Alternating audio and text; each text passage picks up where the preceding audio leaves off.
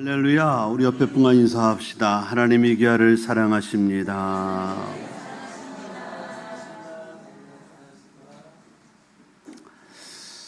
오늘 저는 우리 함께 합동한 말씀 중심으로 자유케 하신 하나님 예수님, 자유케 하신 예수님, 이런 제목으로 이 시간 주시는 은혜를 받고 하도록 하겠습니다.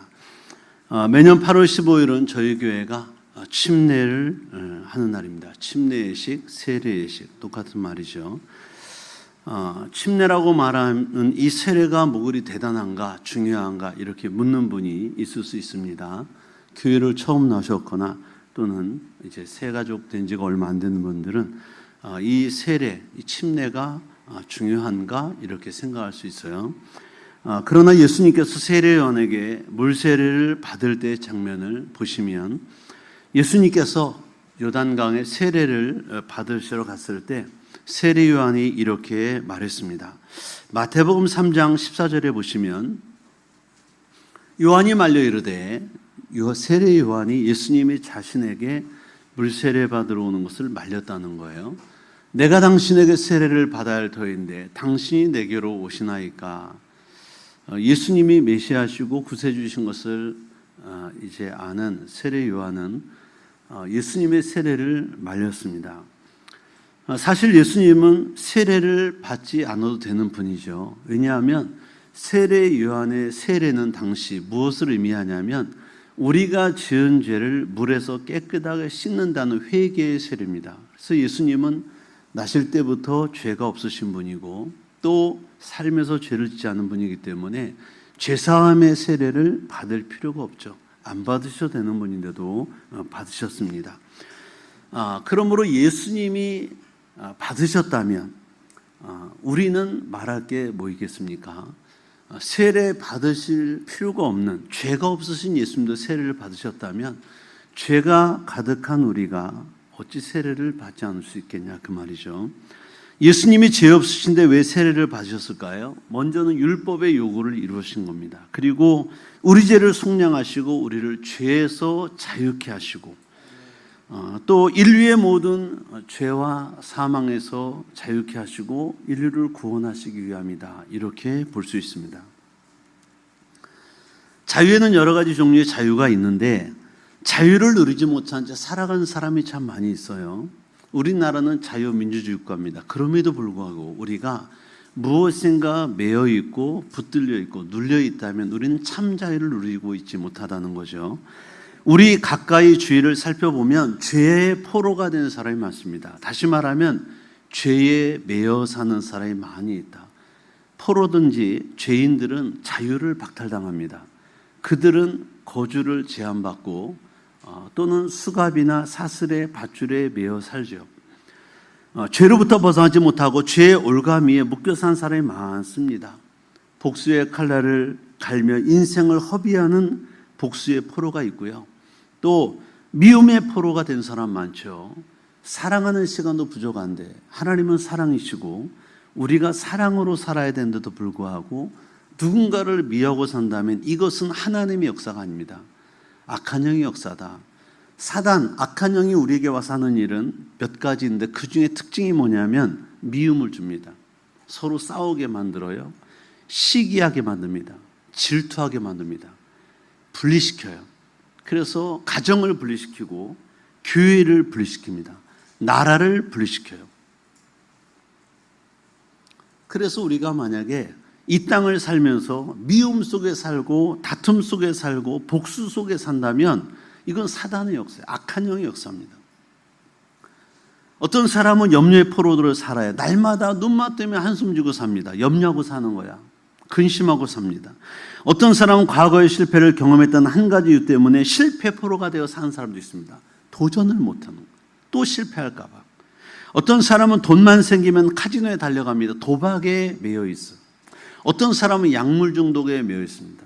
어떤 사람은 술과 담배, 어떤 사람은 정욕에 매여 있고 어떤 사람은 시기, 질투 속에 매여 삽니다. 그래서 며느리와 시어머니의 관계가 싸우는 것이 당연한 것으로 생각하는 사람이 있어요. 부부끼리 어찌 싸움 안 하고 사냐? 당연한 게 생각하는 사람이 있습니다. 부부끼리 또는 자녀끼리 싸우는 것을 당연주의 사역이는 거예요. 그렇지 않습니다. 하나님의 말씀은 절대 그렇게 말씀하고 있지 않아요. 오늘 본문 중에 오늘 이러한 말씀이 만약에 이렇게 살고 있는 분들라면 희망을 주는 메시지가 될 줄로 믿습니다. 포로가 되어 묶여있는 분들, 영적으로 육적으로 자유를 줄 수 있는 비결이 오늘 성경에 기록되어 있습니다. 첫째로 우리는 예수 그리스도를 통하여 자유할 수 있어요. 예수님을 통하여 자유할 수 있다. 요한복음 8장 33절 말씀인데 우리 한번 다 같이 합독하겠습니다. 그들이 대답하되 우리가 아브라함의 자손이라 남의 종이 된 적이 없거늘 어찌하여 우리가 자유롭게 되리라 하느냐. 여러분, 예수님을 믿는 자들에게 예수님이 하신 말씀이에요. 32절 때문에 이렇게 말씀하신 거죠. 32절 말씀 보시면 예수님이 뭐라고 그러셨냐면 진리를 알지니 진리가 너희를 자유롭게 하리라 그랬어요. 그러니까 제자들이 그 당시 예수를 믿는 자들이 31절에 예수를 믿는 자들이라고 표현되어 있잖아요. 31절 예수께서 자기를 믿은 유대인들에게 이르시되, 그러니까 예수님을 믿는 자들에게 하시는 말씀이에요. 근데 그들이 뭐라 그러냐면 아니 우리가 남의 종이 된 적이 없는데 왜 자유케 된다고 말씀하시죠? 이러는 거예요. 근데 사실 역사적으로 보시면 이스라엘 민족이 종으로 노예로 산 때가 많았어요. 잘 생각해 보시면 애굽에서 430년 동안을 지금의 이집트죠. 430년 동안 노예 생활했습니다. 그들이 광야를 거쳐서 가나안 땅 들어왔어요. 축복의 땅입니다. 그 땅에서 하나님이 미리 말씀하셨어요. 모세와 여호수아를 통해서 뭐라고 그러셨죠? 그 땅에 들어가면 절대로 우상 숭배하지 마라. 그들이 섬기는 신을 섬기지 마라. 그들과 통혼하지 마라. 결혼하지 마라. 왜? 그들이 우상을 가지고 들어온다. 불신 세계를 심어준다. 근데 그들이 말을 듣지 않았죠.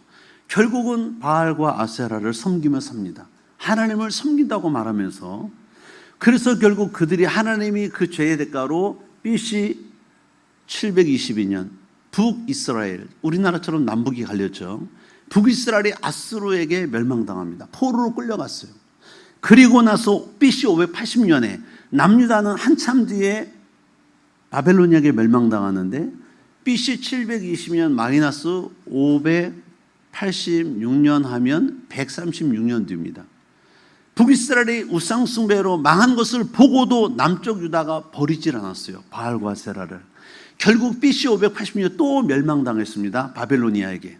이게 이스라엘 역사예요. 팩트입니다.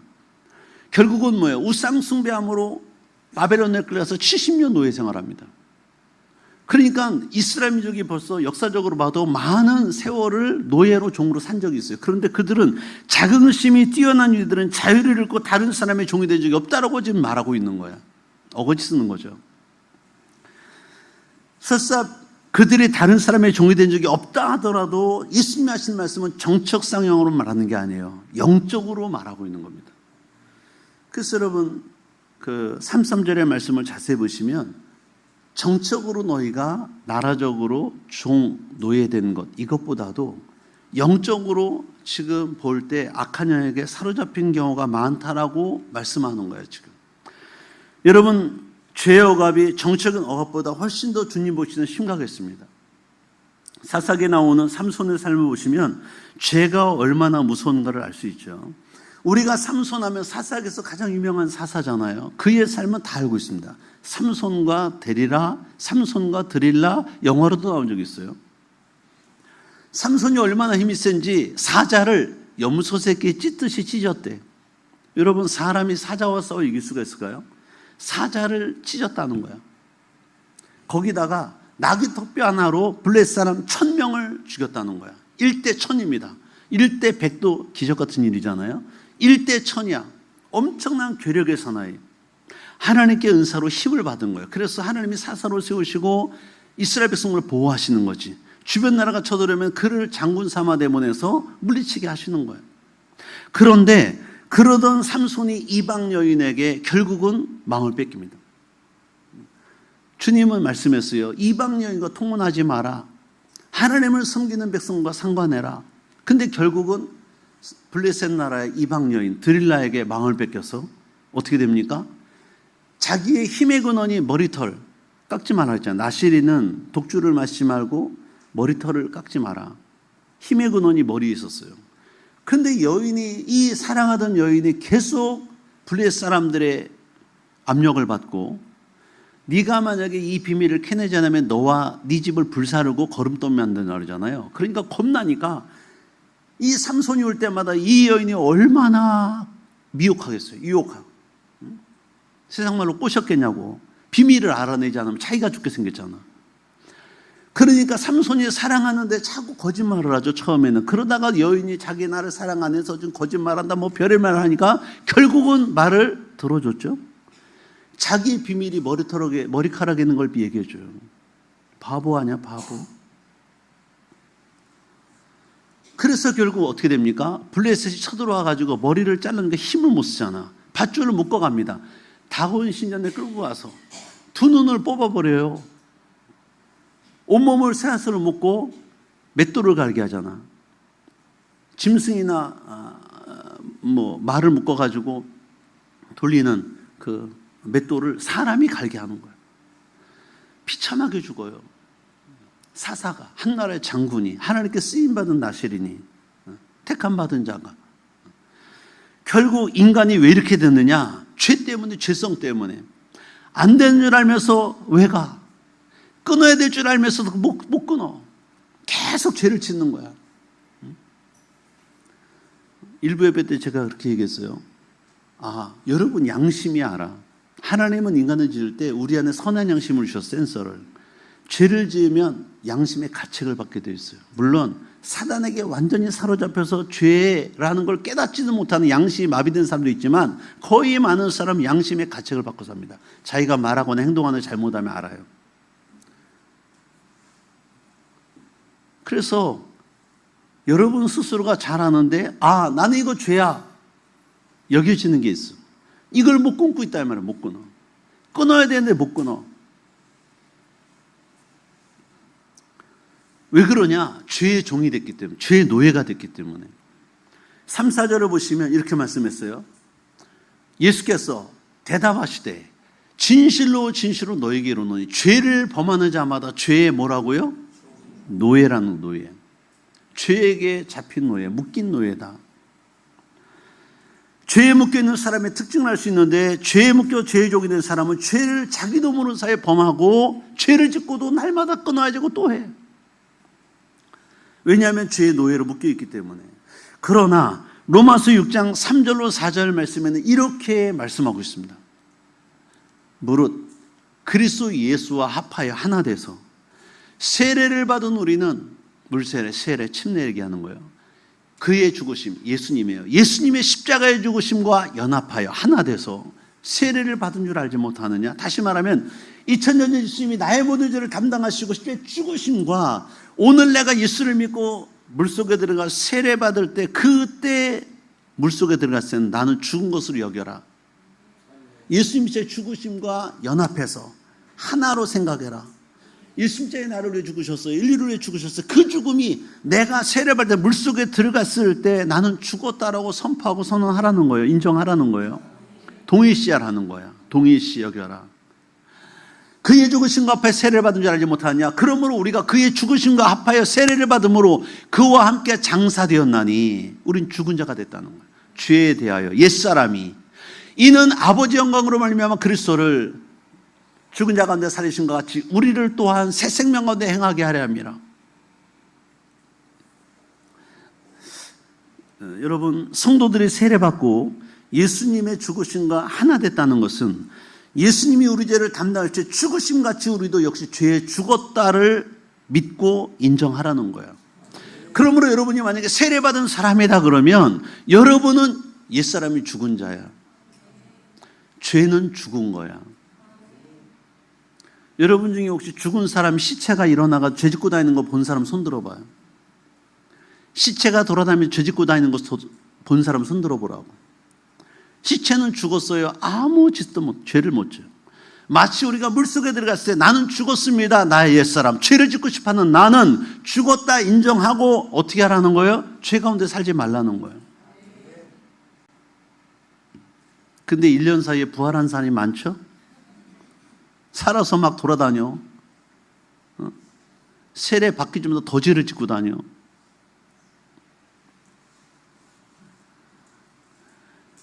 그러니까 세례받는 날은 나의 옛사람을, 나의 모든 죄를 장사지내는 장사날이야. 세례받는 날은 나의 옛사람, 나의 모든 죄를 장사지내는 장사날이다. 부고장을 불리는 날이다 라고 인정하고 살아야 된다라는 거예요. 왜 한국교회가, 한국 크리스찬들이 개독교인 소리를 듣냐면, 아니 예수 믿었대, 세례받대, 세례교인이래, 직분자래, 그러면서 여전히 서양사람과 방불한 죄를 짓고 사기치고 도둑질하고 별짓 다 하니까 뭐라는 거야? 저 개독교인 욕먹는 거야. 다닐 때 다 다니고, 못 먹을 거 다 먹고, 못 갈 때 다 가고. 아니 세례받은 세례교인이, 제가 중학교 때 우리 교회에서 세례식을 가졌어요. 중학교 때는 세례식을 참석 못했는데 특별히 더 성찬식, 세례교인만 성찬식을 참여합니다. 성만찬은 지난주에 했죠. 예수님의 살과 피를 대하는 시간, 예수님이 나를 죽으심을 다시금 기념하는 날. 이 거룩한 예식에는 세례교인 아니면 참석을 못하겠어요. 왜? 세례교인 이상 성찬을 참여할 수 있어. 세례를 받는 뭐예요? 나의 옛사람 죄는 씻음받은 자야. 거룩해진 내가 성찬을 대할 수 있다는 개념이에요. 세례받지 않은 자는 성찬을 못했어요. 제가 학교 다닐 때 우리 교회에서 제일 큰 징계는 뭐냐? 교회에서 죄 지을 때 뭐 성도끼리 싸웠거나 막 욕하거나 막, 그때는 지역에 보통 교회가 하나였어요. 도남동에 교회 하나, 삼선동에 하나, 뭐 이렇게 하나씩 있어요. 교회가 많지 않았어요. 지금은 우리 녹양동에 20몇 개잖아요. 교회가 하나야. 그래서 징계위원회가 있어요. 교회에서 징계를 주면 그분은 1년 동안 2년 동안 성찬에 참여 못하는 징계를 줘요.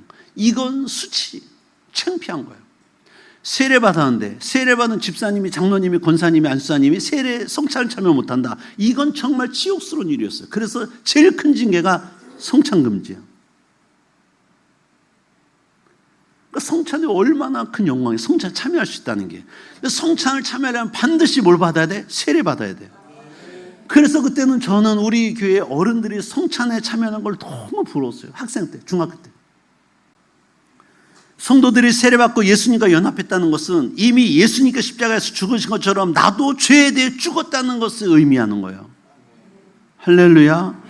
안타까운 것은 육체를 입고 사는 내가 아직도 발버둥쳐도 스스로 힘으로 죄로부터 자유할 수 없다. 이게 문제인 거야. 죄에서 자유해야 되는데. 그래서 하나님께서 하나밖에 없는 독생자 예수 그리스도를 이 땅에 보내신 거예요. 그 피로 죄사함을 주시고 죄 용서를 주신 줄 믿습니다. 그래서 예수 그리스도의 피가 복음이야. 예수님이 복음이야. 할렐루야. 그런데 이 복음을 두 가지로 생각해요. 하나는, 성도는 교회 두 부류가 있어요. 죄송하지만 여러분 스스로 체크해봐. 예수님이 천년전 나의 모든 죄를 난 십자가에 죽으심이 믿어지고 그 은혜를 생각하는 사람은 쉽게 죄를 안 져요. 그 은혜가 있잖아. 예수님이 나를 죽으셨대. 하나님의 아들이신 그분이. 그 예수님이 나를 죽으셨는데 그 피 흘리신 사건, 우리가 이번 고난주간 때 패션 오브 크라이스트 영화 봤잖아요. 오후 예배 때. 볼 때마다 눈물 나요. 나는 그 십자가 장면 못 보고 계속 울었어. 왜? 너무 가슴이 아픈 거예요. 예수님이 죄 죽으심이 믿어지는 사람은 죄를 쉽게 못 져요. 그런데 예수님이 십자가에 죽은 거 나하고 무슨 상관이야 하는 사람, 그러면서 거기 나오는 사람은 마음대로 죄 짓고 삽니다. 왜? 아무 상관이 없는 거야. 그래서 저는 구약의 레위기서를 보면서, 출애굽기서를 보면서 예수님이 하나님께서 명령하시기를 5가지 제사법을 주셨는데 그 중에 속죄죄. 예를 들면 옛날에 김서방이 죄를 지면, 내가 죄를 지으면, 김서방 내가 죄를 지으면 이 죄를 해결받기 위해서 어떻게 하냐면 우리 집에 있는 양이나 염소 또는 송아지, 비둘기를 데려다가 제사장 앞에서 목을 따 내가 피를 제사장이 받아 그 피를 뿌려 가죽을 벗기고 양을 잘라 토막 내, 그리고 불살라서 속죄제를 드리는 거야. 번제를 드리는 거야. 이해되시죠? 내가 양이나 염소 송아지를 데려왔을 때 제일 먼저 한 일은 내가 그 송아지 위에다가 염소 양 머리에다 안수하는 거야. 하나님, 죄 지은 내 김서방이, 하나님 제가 어제 이서방 집에 가서 싸웠어요, 때렸어요, 돈을 훔쳤어요. 이 죄를 이 시간 이 양에 전가시킵니다. 저의 죄는 이 양에게 갔습니다. 죄의 삭은 사망입니다. 하고 내가 그 죄값을 받은 양이 내가 죽어야 되는데 그 양이 받았으니까 그 양을 목을 따고 피를 받고 침을 뿌리고 이 짐승을 태워 죽이는 거야. 이거 속죄죄야. 그래야 내가 싸우고 욕하고 돈 훔친 죄가 용서가 되는 거야. 저는 구약을 보면서 제사법을 보면서 때로는 지금 이 시대에 이 구약의 제사법이 정말 좋겠다라고 생각할 때가 있어요. 집에서 고양이나 강아지를 키워본 사람들은 다 알아. 반려묘, 반려견이라, 반려견. 평생 같이 간다 이 말이지. 식구나 똑같아. 그래서 집에 갈 때, 교회 나올 때 그러겠어요 혹시? 엄마 교회 갔다 올게. 아빠 교회 갔다 올게. 혹시 그런 분 있어요?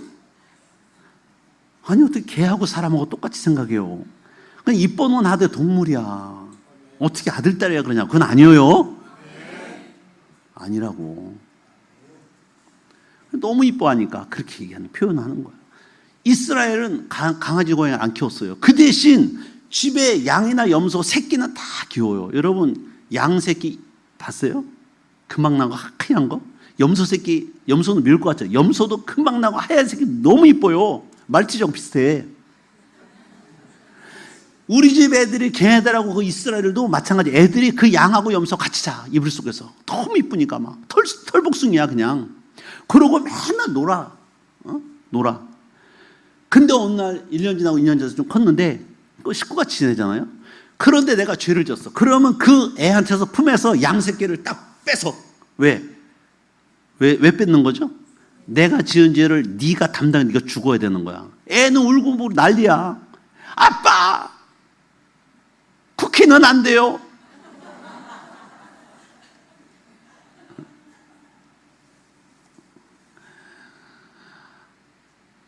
아빠 리즈는 안 돼요. 어디서 듣도 보도 없는 얘기가 막 나오면 이름 부르는 거지. 안 된다고. 왜? 데려갈 때는 알아. 애들도 번제 들어가는구나. 우리 아빠가 지은 죄 때문에 우리 그 리즈가 죽는 거야. 토미가 죽는 거야. 막 쿠키가 죽는 거야. 데려가. 뺏어가지고 이리 와. 번제물로 드려야 돼. 속죄제로 드려야 돼. 해가지고 내가 지은 죄를 전가시키고 양의 목을 따서 피를 받고 하는 거야. 그러면 사람의 죄를 자주 지을 수 있겠어요? 없겠어요? 생각을 해봐. 여러분 집에 강아지도 말이 있는데 이번에 내가 죄를 졌어. 아들아 쿠키 데려간다. 왜요? 내 대신 뒤져야 돼. 그리고 데려가서 내 안수하고 죽이는 걸 봤어. 다음에 얘도 죄를 짓고 싶어 할까? 나도 죄를 짓고 싶어 할까? 다음엔 두 번째 너야. 두 번째 지어지면 죄를 들어가야 돼. 그렇게 이뻐하고 그렇게 안고 키우는, 응? 구약의 제사법이 나는 지금도 어떨 땐 있었으면 좋겠다고. 예수님이 나랑 뭔 상관이냐. 그분은 이스라엘 사람, 나는 한국 사람. 2000년 사람이지, 나는 2000년 뒤의 사람이잖아. 뭔 상관이 있대? 그분이 나를 죽었대, 올리를 죽었대? 올리를 죽었다는 건 내 인정했는데 나를 죽었다는 못 인정해. 그러니까 맘대로 사는 거야. 이게 안 믿어지니까. 그러니까 성도들 간에 두 부류가 있어요. 예수님이 정말 나를 위해 죽으심이 믿어지는 분이 있어요. 이분은 은혜를 받은 거 거듭날 수 있어요. 이분은 차마 죄를 또 짓지 못해. 왜? 또 예수의 피를 또 갖다가 뿌려야 돼. 또 그 고백을 하고 예수의 피로 깨끗이요라고 말을 해야 돼. 우리 집에 강아지 또 한 마리 죽여야 돼. 애 친구를. 우리 집 아들, 딸하고 말하는 개 쿠키를 데려다 또 한 번 죽여야 된다고. 이게 쉽게 안 되잖아. 그런데 어떤 분은 그게 뭔 상관이야. 예수하고 나하고 교회만 나오면 되지. 나도 예수 믿긴 믿어. 하는 분은 세상 사람과 거의 비슷하게 삽니다. 왜? 예수와 나 상관이 없어. 근데 여러분, 예수를 믿는 자가 구원받아요. 예수를 믿는다는 건 요한복음 1장 12절을 보세요. 예수를 믿는다는 것은 마음으로 믿어 입으로 신하여 고백하고 그분과 함께 사는 거야. 그분이 예수 믿는 거예요. 그분이 함께 예수님과 사는데 그분을 날마다 죽일 수 있겠어요? 내가 죄를 지을 때마다? 못해. 교회에 있는 두 부류로 가요.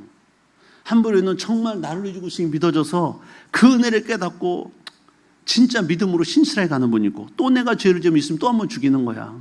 또 죄를 지으면 또 있으면 죽이는 거야 하고 가는 분이 있고, 또 한 부류는 그까짓 거 뭐 예수의 피로 회개하면 된대, 죄 씻으면 된대 하고 여상히 여기고 마음대로 짓고 죄 짓고 회개하고 죄 짓고 회개하고 죄 짓고 회개하고 빨래빛처럼 생각하는 거야.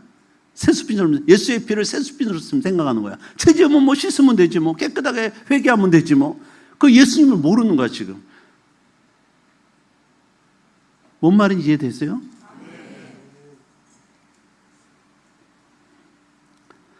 그러니까 이 죄를 침례식 세례식은 뭐냐면 나의 옛사람, 죄 짓고 싶어하던 나, 죄를 짓고 살던 나는 물속에 들어갈 때 난 죽었습니다. 인정하라는 거예요. 내가 짓던 죄 다 씻음 받았습니다. 인정하라는 거예요. 물에서 나올 때 나는 새 사람 됐습니다. 깨끗한 예수님의 신부가 됐습니다. 여자나 남자나 신랑 되신 예수님을 맞이하신 자가 됐습니다 라고 고백하고 받는 게 세례식이다.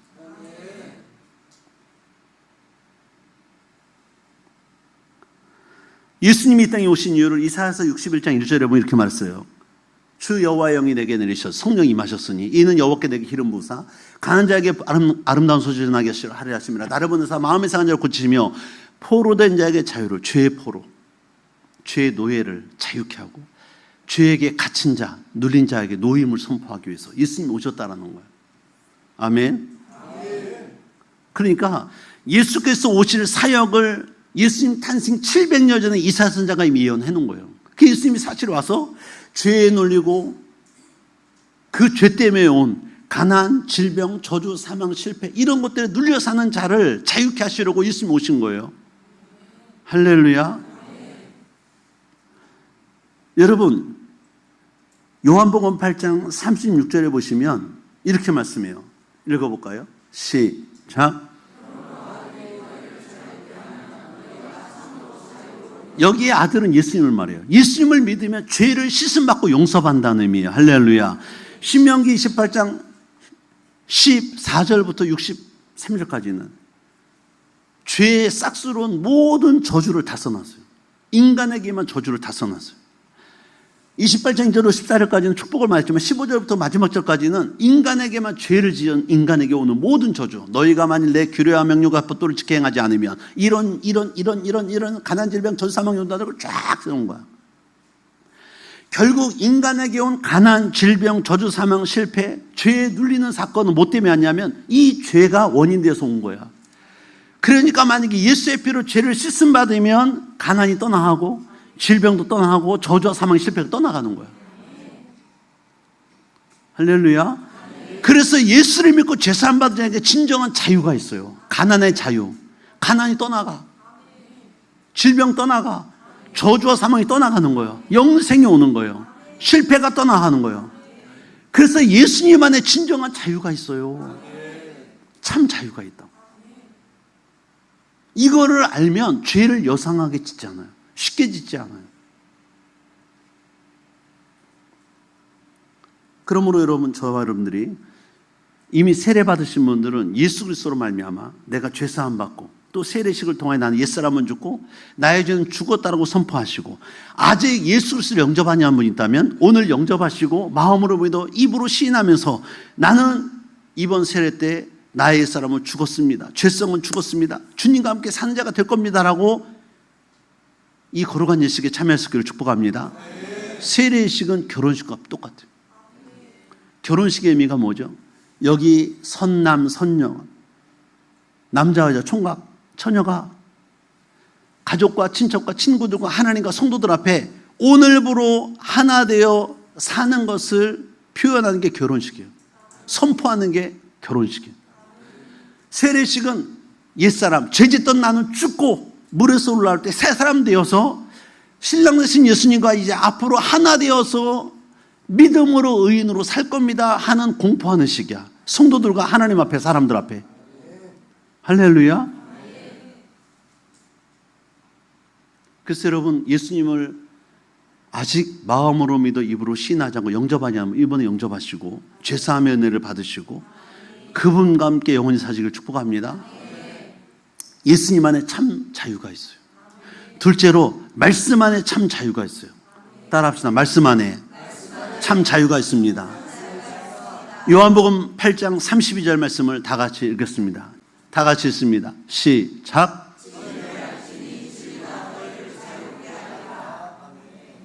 진리는 누구냐면 예수 그리스도예요. 진리를 알지는 진리가 하나님 말씀이죠. 진리가 너희를 자유케 하리라. 참된 자유는 진리 안에서 이루어진다는 것을 알 수 있고, 진리의 말씀을 떠나면 결코 자유할 수 없다. 여러분 똑같아요. 여러분이 하나님의 말씀 떠나잖아요. 결코 자유롭지 않아요. 예를 들까요? 물고기는 어디서 자유하게 살까요? 모르시나요? 대답을 안 하신 분들. 물고기는 어디서 살아야 자유롭게 사는지 모르시나요? 물속이에요. 물을 떠나면 죽어. 고래, 흰수염고래 10m가 넘죠. 수십 톤. 이 아무리 큰 고래도 물을 떠나면 죽습니다. 제일 무서운 범고래, 물 떠나면 죽어요. 돌고래, 물 떠나면 죽어요. 물고기, 물론입니다. 물고기가 가장 안전하고 평안한 곳은 물속이야. 물 밖으로 가는 순간 말라 죽든지 아니면 횟집으로 데려가져서 사시미 회를 떠서 우리의 입술을. 양도 마찬가지. 양이 언제 마음껏 자유를 쓰냐면, 양은 양의 우리 안에 있을 때 가장 안전해. 제가 이스라엘 가고 요르단 갔을 때 베두인족이 있었는데, 베두인족은 지금도 양들을 밖에서 몰아 우리에 가두지 않으면 목자들이 지켜요. 사자나 늑대나 흉한 것들이 와서 양을 못 죽이도록. 우리 안에 있을 때 안전해. 할렐루야. 기차도 마찬가지. 레일을 달릴 때, 레일 위에 있을 때 가장 안전해. 레일을 떠나면 고철덩어리 못 가요. 사람도 마찬가지. 예수 믿고 구원받은 우리 자유인의 신분, 죄산 받은 신분들은 하나님의 말씀 안에서 가장 안전하다, 이해 못하는 분들이 있어요. 그래서 제가 이해를 또 이해를 듭니다. 운전하는 분들은 제일 무서워하는 게 딱지야. 아닌 사람 손 들어봐. 내가 박수 한번 쳐드리려고. 교통법규 딱지, 범칙금 납입 고지서, 아까운 돈이잖아요. 4만 원, 8만 원, 막 20만 원 막 이렇게 나가잖아요. 생돈 나가는 거 같잖아. 여러분 아까 일부 때 얘기하니까 놀래던데, 20년 전에 제가 TV에서 봤어요.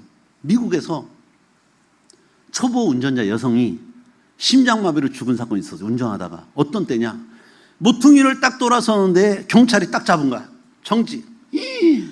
그 차도 초보 운전에 막 처음 운전에 덜덜덜 떨고 갔는데, 무서워가지고 경찰이 딱 쓰니까 심장마비를 가졌어요. 저도 경찰차가 쫓아오면 겁나. 생각을 쫙 순간 지나가. 차선 위반했나? 신호 위반했나? 과속했나? 별걸 다 생각해요. 순간 쫙 지나가. 왜? 딱지 끊으면 돈 내야 되잖아요. 무서워. 그런데 운전자들이 교통법규 안에 있으면 하나도 안 무서워. 신호 위반, 차선 위반, 앞차 어거리, 과속, 버스 차선, 뭐 여러 가지 다 있잖아요. 범칙금, 주차 위반부터 시작해서. 교통법규 안에만 있으면 안전해. 두려워할 게 없어요. 우리 친구 목사님이 교회 카니발을 샀는데 9인승 넘어가니까 11인승인가 사니까 속도 제한이 걸려있더라고. 승합차로 인정돼가지고 110 이상은 아무리 밟아도 안 나가. 그래서 고속도로 어디 지방에 갈 때 옆에 뒤에 목사님들이 이렇게 천천히 가는 거예요, 좀 밟어. 그 옆에 차주인 목사님이 운전하는 분한테 알면서도 밟어 막 그래. 근데 밟아도 110 이상 안 나가요. 그 만약에 자기 차를 맡겼는데 운전하는 목사님 막 밟으면, 만약 110km 이상 달리는 차가 범칙금 나올 수 있잖아요. 과속으로 딱지 뛸 수 있잖아요. 그러면 못 달리게 할 거야 아마. 근데 자기 차인데 110km 갈리는 걸 아니까 무조건 밟으라고 그러는데도 밟아도 안 나가. 올라갔다 다시 떨어져요. 조금 올라갔다가. 그분은 뭐야? 그 110km 이상 못 올라가게 해놓은 그 안에서 자유함이 있는 거예요. 범칙금 속도 위반의 자유는 그분에게 있어요. 절대로 딱지 안 날아와. 그 차 폐차할 때까지. 이해되시죠? 우리에게 온 가난, 질병, 저주, 사망, 실패, 이런 모든 것들은 하나님 말씀 밖에서 다 오는 거야. 이게 믿으셔야 됩니다. 하나님 안에 있잖아요. 말씀 안에 있잖아요. 생명과 보혈과 건강과 축복과 성공과 승리가 있어요. 또 하나 예를 들어야지. 하나님 말씀 안에서 자유가 있다고. 어떤 어머니가 두 아들이 있어요. 시장 갈 때 그 집 옆에는 큰 강인데 깊어. 그러니까 꼭 이렇게 당부를 하는 거야. 얘들아, 엄마 시장 갔을 때 좀 길이 머니까 시간 걸리니까 너희 절대 깊은 강에 가면 안 돼. 강에 놀지 마. 엄마 새 가서 물가에 놀아야 돼. 그러니까 네 그래 놓고 큰아들은 말을 잘 들어. 항상 둘째가 문제야. 엄마 앞에 똑 나가는 거야. 나가가지고 깊은 물에 내 키보다 넘을라나? 이러고 슬금슬금 들어가네. 엄마가 이를 알았어. 다음부터 어떻게 하게? 시장 갈 때 둘째 아들은 방에다 놓고 가둬버려. 못 나와 너! 1시간 동안 거기 있어. 그러고 마음 편하게 갔다 오는 거야. 이 둘째 아들이 왜 자유를 박탈당했죠? 왜 지금 묶여 있는 거야? 엄마 말씀을 벗어난 거야. 우리 성도들이 하나님 앞에 그 말씀 안에 있으면 우리는 진정한 자유가 있는데 말씀 밖을 벗어나잖아요. 진정한 자유가 사라져요. 사단의 노예, 사단이 붙잡어. 악한 영에게 사로잡힌다는 거야. 가난, 질병, 조사망, 실패 속 살아갈 수 없는 존재라는 거 우리는. 할렐루야.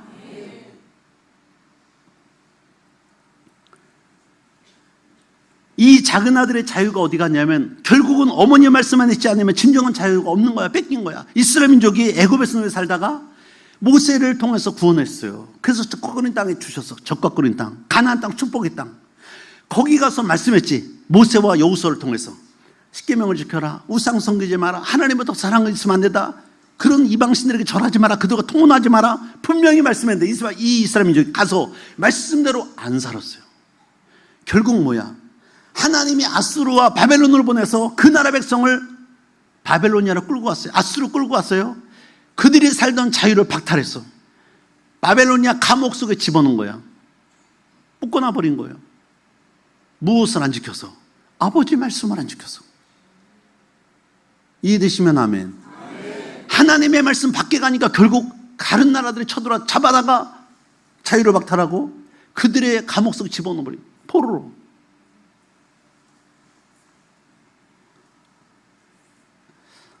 여러분, 하나님 말씀 안에 참자유가 있음을 믿으실 축복합니다.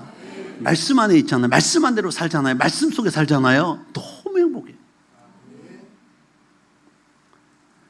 그리스도와 함께 세례받은 자는 거듭난 자요, 믿음으로 사는 자이므로 더 이상 율법과 죄에 매이지 않고 하나님의 말씀 안에 사는 줄로 믿습니다. 할렐루야. 우리가 거듭난 자야. 죄사함 받은 자야. 물속에 들어가서 옛사람 죽고 다시 태어난 자야. 새사람 된 우리야. 그래서 우리가 말씀 안에 산다는 건 결국은 뭐냐면 하나님의 축복 가운데 산다는 거야. 할렐루야. 죄와 사망이 떠나갑니다. 가난, 질병, 저사망, 실패가 떠나가요. 가문에는 저주가 떠나갑니다. 이 진리를 하나님의 말씀에서 말씀하고 있는데 여러분이 이것을 받지 아니하고 믿지 아니하면 결국은 사단, 악한 영에 사로잡혀 살아요. 그들이 주는 가난, 질병, 저사망, 실패 속에 사는 거야. 셋째로 우리는 성령 안에서 거할 때 자유할 수 있습니다. 성령 안에 거할 때 자유함이 있어요. 말씀 안에서 자유함이 있고 예수님 안에 자유가 있고. 마태복음 3장 10절 말씀 보시면 이렇게 말씀해요. 예수께서 세례를 받으시고 곧 물에서 올라오실새 하늘이 열리고 하나님의 성령이 비둘같이 내려 자기의 임하심을 보더니, 공생애를 시작할 때 세례요한에게 세례받고 성령이 임하셨어요. 그리고 광야로 나가셔서 사단에게 시험받아 40일 검식하시면서 이기시잖아요. 오늘 저 여러분들 마찬가지예요. 침례받고 세례받고, 예수 믿고 세례받아요. 예수님 믿고 세례받아요. 세례받은 나 옛사람 죄는 죽었습니다, 사함받았습니다 하고 나올 때 그 뒤에 성령 받아요. 할렐루야. 베드로가 설교했어요. 너희가 아까 회개하여 성령을 선물로 받아라. 회개한 뒤에 죄 씻음 받은 다음에 성령이 오시는 거야. 그리고 사단에 우리를 시험할지라도 우리 이길 수 있어요. 성령의 능력으로. 예수님이 그걸 보여주신 거야 지금. 여러분이 예수 믿었어요? 세례 받았어요? 사단의 유혹이 와. 광야 날씨 예수님 세 가지 시험하죠. 육신의 정욕, 안목의 정, 이승의 자랑. 40일 금식한 예수님 앞에 네가 만약 하나님의 아들이든 이 돌들을 명한 떡덩이가 돼서 먹어라. 배고프지? 그 다음에 높은 성전 꼭대기에 올라와서 떠내려봐. 결코 죽지 않을 거야. 천사가 시편의 말씀을 이용하잖아요. 천사가 내 발 붙들어 죽지 않게 할 거야. 맞아요. 예수님은 성전에서 떨어 죽으실 분이 아니라 어디서 죽어야 되냐면 우리 위의 모든 죄를 담당 십자가에서 죽으실 분이기 때문에 절대 안 죽어요. 그러나 시험하자 이기죠. 말씀을 이기죠. 세 번째, 높은 산 꼭대기에 올라서 세계 영광을 다 보여주고 내게 절하면 이 모든 걸 내게 주리라 그러잖아요. 다만 하나님만 섬기고 그에게 절하라 말하잖아요. 이기셨단 말이에요. 이 육신의 적용 안목의 이생장을 이겨 성령 받고 나서 예수님께서 광해나 사단에게, 저 여러분도 예수 믿고 예수님 영접했어요. 세례 받았어요. 죄사함 받았어요. 성령으로 충만함 받으면 악한 역사를 이기고 나갈 수 있다. 할렐루야. 금요일 날 와서 기도하는 게 뭐냐면 성령 받기를 기도하는 거잖아. 예수 믿고 죄 씻음 받고 세례 받은 우리가 이제 성령으로 충만 받아서 죄를 다스리고 통치할 수 있게 해달라고 기도하는 거잖아요. 성령의 능력으로 살게 해달라고. 할렐루야. 에베소 2장 1절로 3절 보시면 우리 인간을 너무나도 정확히 말씀했어요. 우리 인생의 존재가 어떤 존재인지.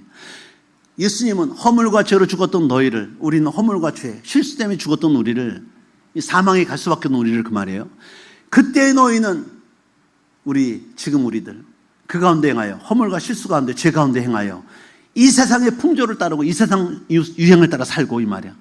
공중옷을 잡은 자 누구야? 사단이야, 마귀야. 따라서는 지금 곧 불순종의 아들들 가운데, 불신자의 아들 가운데 역사하는 영, 악한 영을. 전에는 우리도 다 그 가운데 우리 육체와 욕심을 따라 지내며, 우리도 다 그 악한 영 속에서 육체 욕심을 따라 살았던 자들이에요. 마음이 원하는 것을 하여 다른 이들과 같이 세상의 불신자들처럼 본질상 하나님 앞에 진노의 자녀였어요. 우리도. 이해되면 아멘. 우리도 원래는 여기 나오기 전에는 다 세상 사람처럼 불순종의 아들처럼 이 세상의 진노의 자녀였어요. 하나님 앞에. 그런데 나와서 예수 믿고 세례 받고 죄 씻음 받고 예식을 통하여 이제 성령 받고 하나님의 자녀로 산 줄로 믿습니다. 원래 우리 이런 존재였다는 거야. 본질상 진노의 자녀, 악한 영에게 속하여 이 세상 유형을 따라 살던, 우리 이 세상 풍속을 따라 살던 우리 그렇게 살았잖아요. 내가 마음에 원하는 대로, 내 육신의 욕심대로, 육체의 마음으로 내가 살았잖아요. 근데 예수 믿고 죄산 받았어요. 세례 받았어요. 씻음 받았어요. 할렐루야. 이제 그런 분들은 다 성령 받아서 믿음으로 가야 되는 거야. 그러면 사단과 싸워 이길 수 있고요. 육신의 정욕, 안목의 정욕, 이생의 장을 이기고 살 수 있다. 그걸 통치하고 제어하고 살 수 있어요. 그게 매주 금요일 철학 때 왜 성령 받기를 기도하겠습니까? 와서 일주일 동안 성령 충만해서 이기기를 그날 충전하고 가는 거, 충전. 그래서 교회는 영적 충전소야. 영적 주유소야. 아무리 좋은 수십억 차가 있어도 기름 넣지 않으면 못 가요. 전기차 수십억 가도 충전하면 못 가요. 1m, 1cm도 못 가. 교회는 와서 기도해서 성령 충만 받고 죄를 다스리고 제어하는, 할렐루야. 믿음의 사람으로 가기 위해서 여러분이 와서 기도하는 거예요. 문제 해결도 받지만. 여러분 악한 영에 사로잡히면요, 자기 의지대로 행동하지 못해, 말하지 못해요. 그래서 악한 영에 사로잡히면 다른 사람을 정죄하고 죽이고 이간질시켜요. 미워하고 시기하고 질투합니다. 다른 사람은 정죄하고 죽이고 판단하고 이러면 어쩜 인간이 그럴 수 있냐? 악한 영에 사로잡힌 거야. 영향받고 있는 거야 지금. 성령에 영향받잖아요. 절대 그렇게 말하잖아요. 그 사람 불쌍해, 그 사람 부족한 사람이야, 서로 이해해주고 기도해주자, 이렇게 얘기해요. 할렐루야. 요한복음 10장 10절. 도둑이 오는 것은 도둑질하고 죽여 멸망시킬 뿐이요 사람에게 와서 하는 짓이 그거야. 우리 다 뺏어가. 사랑하는 마음도 뺏어가요. 용서하고 이해하는 마음도 뺏어가요. 다 도둑질해가. 미워하고 시기하고 질투하고 정죄하고 판단하게 만들어. 성령은 하나 되게 하고 살리는 영이야. 악령은 죽이는 영임. 악한 영. 고린도서 15장 45절 보시면 이렇게 말씀해요. 기록된 바 첫사람 아담은 생명이 되었다 함과 같이 마지막 아담은 살려준 영이 됐다. 이 말씀이 뭐냐면 첫사람 아담은 인간을 창조할 때 첫 번째 아담 얘기하는 거예요. 그 아담 흙으로 만들었어요. 코에 생기를 불어넣었어요. 살아있는 영적 존재, 생명이 된 거야. 그런데 그 인간이 죄를 지어서 결국 그의 후손으로 모든 인간이 다 죄 가운데 살게 됐지만, 두 번째 아담, 마지막 두 번째로 온 아담, 예수님이에요. 그분은 살려주는 영이 됐다. 우리의 모든 죄를 하나님 시에 죽으시고 부활하시고 승천하시고 누구로 보냈다? 성령을 보내주셨어요. 그 성령의 충만받은 우리는 이제는 뭐야? 살린 영으로 사는 거야. 가는 곳마다 살려야 돼. 가정을 살리고 교회를 살리고 사람을 살리고 살리는 자가 돼야 돼. 할렐루야. 악한 영에게 사로잡히면 계속 죽이는 일만 해요. 고린도후서 3장 10절을 말해요. 성령 우리를 자유케 하셔. 죄에서 자유케 하시고 매임에서 놓이게 하시고 주는 영이신 주의 영이 계시면 자유가 있느니라. 자유케 하신다고. 할렐루야. 성령은 악령과 반대인데 악령의 성공은 험담과 수근거림이 있어요. 그러나 성령의 성공은 용서와 사랑이 있어요. 악령의 역사하는 것은 당지는 일과 분열이 있지만 성령의 역사하시는 연합과 일치가 있어요. 악령의 역사하면 살아나온 영혼도 죽이지만 성령의 역사하면 죽은 영혼도 살아나요. 악령이 임하면 자유를 얻는 자 눌리게 되지만 성령이 임하시면 눌린 자도 자유케 하셔. 그러니까 여러분 성령 받아야 뭐야? 나도 살고 남도 살리는 거야. 여러분이 성령 충만하지 않으면 나도 죽이고 다른 사람도 죽여요. 여러분 성령으로 충만하잖아요. 하나님께 은혜 받는 자리, 기도한 자리가 얼마나 좋은지 몰라. 여러분 아시지만 파키스탄, 힌두교, 인도, 불교권, 태국, 미얀마, 라오스 이런 데 가봐. 지금도 이번에 인도 제가 12월 달 성에 간다 그러잖아요. 기도 집회, 신학교 이제 강의 가고 간다 그랬잖아요. 거기가 인도 한 지역인데 90% 이상이 예수를 믿어요. 아니 인도는 원래 힌두교 나라. 근데 어떻게 기독교인이 90%가 넘어요? 거기에 모인 사람이 어떤 사람이냐면 힌두교 지역 안에 교회에서 예배드리다가 폭탄 이제 테러 총으로 와서 갈기고 불을 지르고 방화하고 여기서 살아남은 분들이 믿음을 지키기 위해서 모인 곳이 거기야. 그곳 인도의 그 지역은 예수 믿는 사람 90%가 넘어요. 대학까지. 여기 오시어 우리 오후에 때 그때 여자분 파울라 목사님이 거기 학교 교수예요. 남편도 교수고. 대학교, 신학교 다 있어요. 기도원도 다 있어요. 한국 교회 열정 못지않아요. 파키스탄 우리 갔을 때 5,000명 모임 갔잖아요. 사진 보여드렸잖아요. 방화와 테러와 폭탄 테러, 총살 이런 위협에 다 견뎌낸 사람이 거기 모인 거야. 그러니까 얼마나 뜨겁게 있으면 있겠어요. 생각을 해봐. 그런 가운데 믿음을 지키고 모인 사람들이 교회를 세우고 기도원을 세우고 학교를 세우고 얼마나 뜨겁겠냐고. 우리나라가 지금 기독교가 타락하는 이유죠. 교세가 무너지고 있고 이 1200만까지 같아 지금 이제 500만 5천만 명 주고 500만 10명 중에 1명이 있습니다. 점점 떨어지고 있잖아요. 예수 믿고 구원받고 하나님께 축복받는 나라인데 이게 점점 이제 불신세계로 가는 거야. 다음 세대가 준비 안 돼가지고. 이렇게 자유롭게 예배드리고 기도하고 이런 게 얼마나 충분한지 모르는 거야. 우리나라 사람은. 오히려 이걸 지극히 생각해. 아니 무슨 예배를 무슨 제자 훈련하고 예배나 한 번 드리면 땡이지. 이렇게 생각해. 거기 가봐. 폭탄 테러, 총살의 위험, 총기 위험 또는 방화 위험에서 목숨 건진 사람이 모이는 예배 드리는 데 가봐요. 아직 안 가봤지만 파키스탄 열기보다 더 뜨거울 것 같아. 내가 볼 때는. 그 정도로 믿음 생활을 목숨 걸고 하는 거야. 그 힌두교 지역에서, 그 지역에서. 우리나라는 너무 태만하게 믿음 생활하는 거야. 이게 너무 우습게 생각하는 거야. 예수 믿는 걸. 여러분들이 그래서 해외 한번 가보셔야 돼. 파키스탄에 한번 이슬람 지역에서 교회를 한번 보시고 힌두교 지역, 불교 지역, 미얀마 갈 때도 한번 가보시고 가봐. 어떻게 믿음 생활하는지. 목숨 걸고 해요. 목숨 걸고. 오늘 말씀해 주면서 로마서 6장 2절로 4절 말씀 다시 한번 읽겠습니다. 다 같이 읽어봐요. 시작. 그럴 수 없느니라. 죄에 대하여 죽은 우리가 어찌 그 가운데도 살리요. 무릇 그리스도 예수와 합하여 세례받은 우리는 그의 죽으심과 합하여 세례를 받은 줄 알지 못하느냐. 그러므로 우리가 그의 죽으심과 합하여 세례를 받음으로 그와 함께 장사되었나니 이는 아버지의 영광으로 말미암아 그리스도를 죽은 자 가운데 살리신 것 같이 우리 또한 새 생명 가운데 살게 하렵니다. 할렐루야. 우리는 죄에 대해 죽은 자예요. 예수 믿고 세례 받았어요. 옛사람 죽었어. 죄는 죽은 거예요. 왜 기독교가 개독교 소리 듣냐면 죽은 자들이 살아난 거야. 시체가 뛰어다니며 죄 짓고 있는 거야 지금 다. 이러니까 욕먹고 있는 거야. 개독교인 소리 듣고.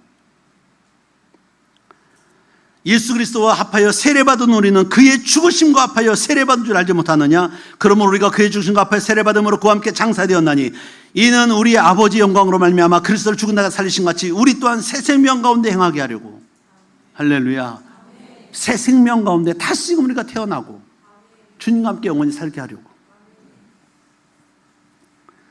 여러분 저는 오늘 말씀해 주면서 세례 증서, 세례 받으면 세례 증서 드리잖아요. 그리고 사진도 찍어 드리잖아요. 그 증서는 나의 옛사람이 죽었다는 부고장이야.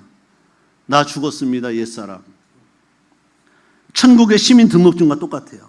예수님과 연합된 결혼증서와 똑같아. 나 예수님과 결혼한 자야 이제. 여러분 예수 믿고 세례받고 하나님의 자녀가 됐다면 더 이상 죄인이 아니라 죄에서 이미 자유자가 된 줄로 믿으실 축복합니다. 우리가 그렇게 살 때 영광 받으시는 거야. 하나님 기뻐하실 수 있습니다.